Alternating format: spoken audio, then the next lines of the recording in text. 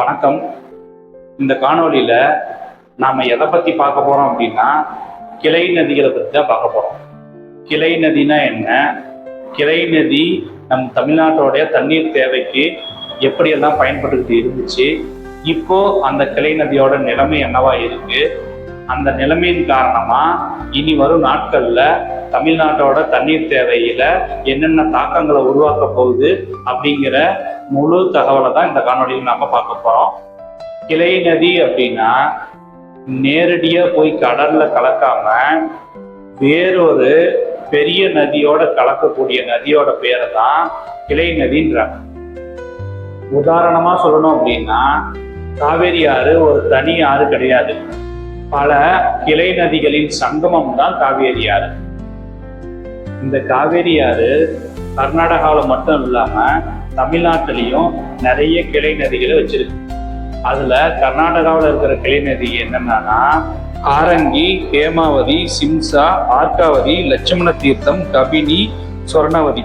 இதுல உள்ள ஆர்காவதி ஆறு மேகதாது அணை கட்டுறன்னு சொல்லிட்டு இருக்காங்க இல்லைங்களா, அந்த அணைக்கு கொஞ்சம் முன்னாடி தான் காவேரியோட இணையுது.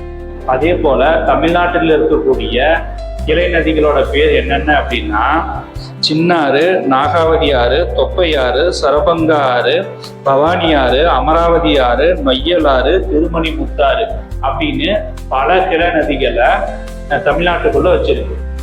இதுல இருந்து நமக்கு என்ன தெரிய வருது அப்படின்னா, கிளை நதிகள் இல்லாம காவேரின்ற ஒரு ஆறு கிடையாது. தமிழ்நாட்டில் உள்ள பெரும்பாலான நகரங்கள் இது போன்ற சிற்றாறுகள், அதாவது கிளை நதிகளோட கரையில தான் இருக்குது.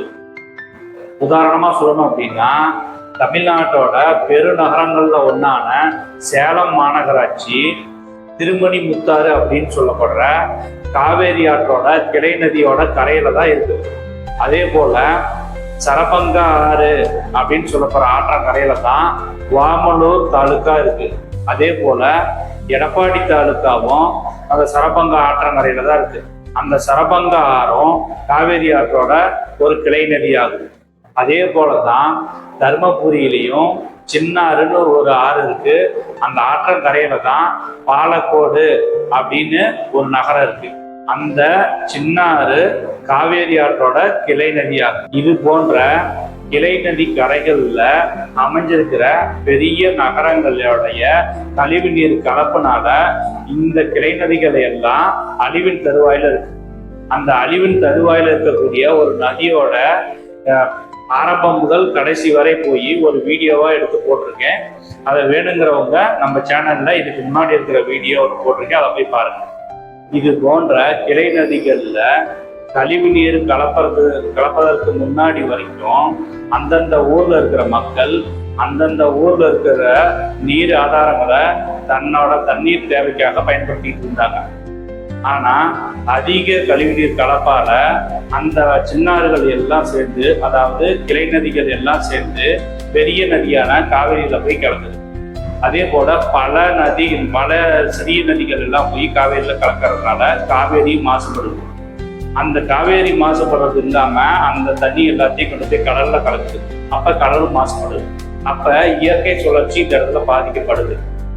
தமிழ்நாட்டுல எத்தனையோ நதிகள் மற்றும் கிளை நதிகள் இருந்தும் காவேரி ஆறு மட்டும்தான் தமிழ்நாட்டில் உள்ள மக்கள் தொகையில 50% மேல குடிநீருக்கு பயன்படுத்தப்படுது.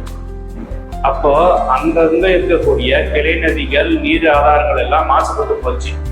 அது மாசுபட்டுருச்சு அப்படின்றதுனால காவேரி ஒரு பெரிய ஜீவநதி அப்படின்றதுனால காவேரி ஆற்றில் தண்ணீர் எடுத்து நம்ம இப்ப பயன்படுத்திட்டு இருக்கிறோம். காவேரி ஆறும் இப்ப மாசுபட்டுக்கிட்டே வருது. ஏன் அப்படின்னா, கிளை நதிகள் எல்லாம் போய் காவேரி ஆற்றில் தான் கலக்குது. அப்போ தமிழ்நாடு, கர்நாடகா எல்லா கழிவு நீரும் அந்த காவேரியில தான் போய் கலக்குது. அந்த காவேரியில கலக்கும் போது அதுல இருந்து நாம சுத்திகரிச்சு இப்ப குடிநீரா பயன்படுத்திட்டு இருக்கிறோம், மற்ற தேவைகளுக்காக பயன்படுத்திட்டு இருக்கிறோம். அப்ப அந்த காவேரியும் அழியும் தருவாய்க்கு வந்துச்சு.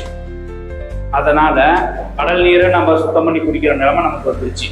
கடல் நீரை நம்ம சுத்திகரிப்பு பண்றதுனால அதுல இருந்து வெளியாகும் கழிவுகள் திரும்ப கடலுக்கு தான் கொண்டு போய் விடப்படுது.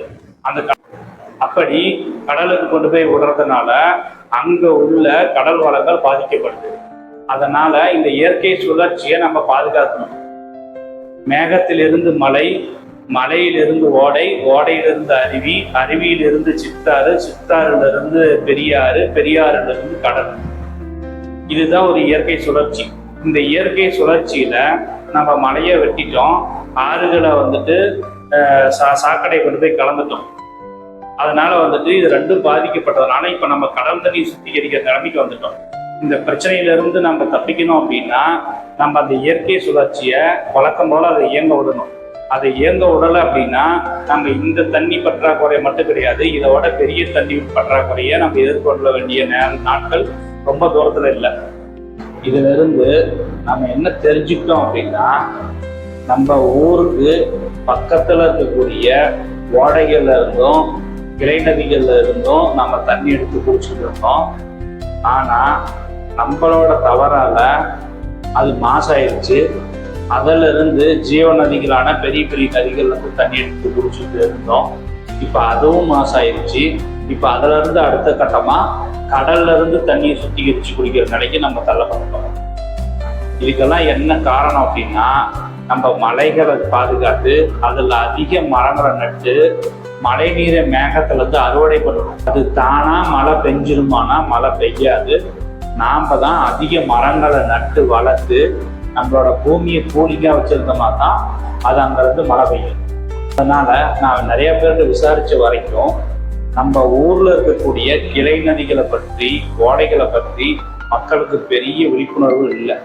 ஒருவேளை கர்நாடக அரசு மேகதாதுல அணை கட்டிட்டாங்கன்னா ஆல்ரெடி இருக்கக்கூடிய ஒவ்வொரு நீரும் நமக்கு வராது. தமிழ்நாட்டில் இருக்கிற பாதிக்கும் மேற்பட்ட மக்களுக்கு காவிரியிலிருந்து தான் தண்ணி கொடுக்கும். அந்த தண்ணியும் வராம போயிடும். அப்ப அவங்க அணை கட்டுறதுக்குள்ள நம்ம நிலத்துல இருக்கக்கூடிய, நம்ம இடத்துல இருக்கக்கூடிய கிளை நதிகளை வளப்படுத்தணும். அதை வளப்படுத்துறது மட்டும் இல்லாம மரங்களை அதிகமா நட்டு வளர்த்து மழைநீர் அறுவடையை நம்ம அதிகமா செய்ய ஆரம்பிக்கணும். கேரளா நீர் மேலாண்மையில தன்னிறைவு அடைஞ்சு தங்களோட மாநிலத்துக்கு தேவையான நீரை அவங்க மழையாவே பெற்றிருக்கிறாங்க. ஆனா அவங்களுக்கு பக்கத்து மாநிலமான நம்மளால அது மாதிரி நம்மளுக்கு தேவையான தண்ணீரை நம்மளாலே சேமிச்சு வைக்க முடியல. அதுக்கெல்லாம் காரணம் இது மாதிரி நாம செஞ்ச சின்ன சின்ன தவறு தான். இந்த தவறுல இருந்து நம்ம பாடம் கற்றுக்கிட்டு இனிமேல் இதை நம்ம சரி செய்வோம். எனவே இந்த வீடியோவில் ஏதாவது சின்ன சின்ன பிழை இருந்தாலும் கொஞ்சம் பொறுத்துக்கோங்க. வீடியோவோட குவாலிட்டி கொஞ்சம் சரியில்லைனாலும், இந்த வீடியோவோட எடிட்டிங் கொஞ்சம் சரியில்லைனாலும் கொஞ்சம் பொறுத்துக்குங்க. நான் சொல்ல வரக்கூடிய செய்தியை மட்டும் நீங்கள் புரிஞ்சுக்கிட்டீங்கன்னா போதும். ரொம்ப நன்றி.